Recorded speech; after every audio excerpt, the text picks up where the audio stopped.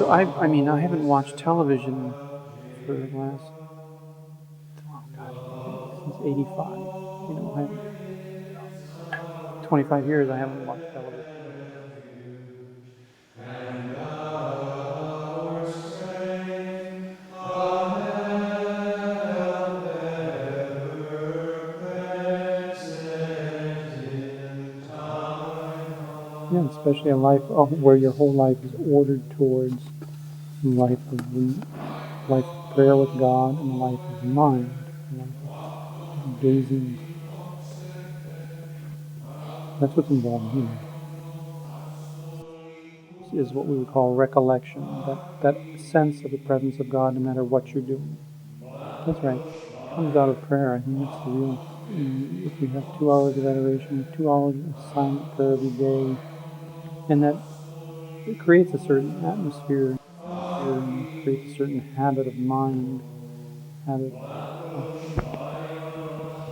So if you're engaged in prayer, it comes out of it naturally. Kind of naturally comes out of the prayer. I'd say go to the great masters and study the great masters of prayer. Read St. Teresa of Avila. If those who are really interested in prayer, go to the great masters of prayer. The Church points us especially to St. Teresa and St. John of the Cross. And there's a whole tradition there. I mean, the Catholic Christians have been praying for the last 20 centuries. So there's a whole tradition of Catholic prayer out there that one can tap into. But the Church especially points us to the great masters, the doctors of the Church. Yeah, again, you see, if you go to the great masters, they'll talk about different kinds of prayer, different ways of praying.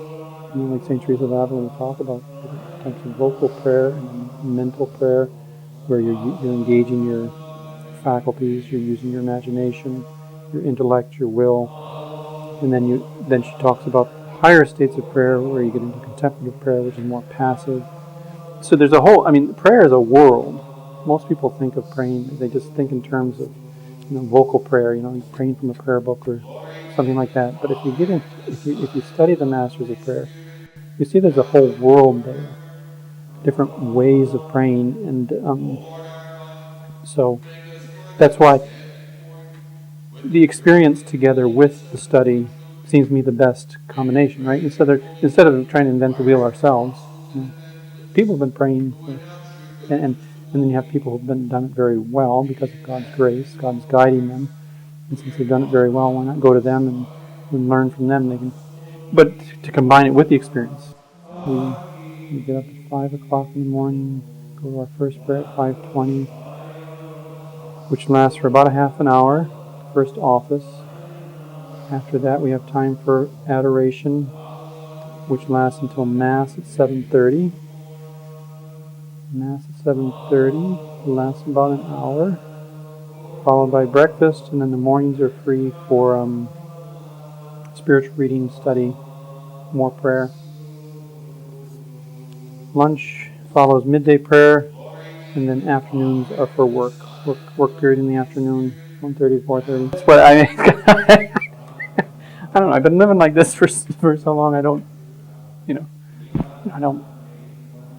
There's not much I miss really. I find I'm very fulfilled, interested, engaged in this life. You know what I mean? It's an intense life. It's engaging. It's not like so. Yeah, I don't really miss much.